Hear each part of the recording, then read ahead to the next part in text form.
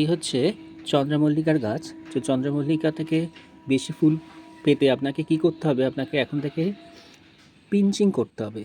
তো পিঞ্চিংটা কিভাবে করবেন, কিছুই না, জাস্ট এই ডগাগুলোকে আপনাকে এইভাবে ভেঙে দিতে হবে। তাহলে কী হবে, যখনই আপনি একটা ডগা ভাঙবেন এখান থেকে 4টে আরও ডাল বেরোবে। ফলে কী হবে, গাছটা পুরো ঝাঁকড়া হবে এবং তাতে প্রচুর পরিমাণে ফুল আপনারা পেয়ে থাকবেন। তো আমি একটা পিঞ্চিং করলাম,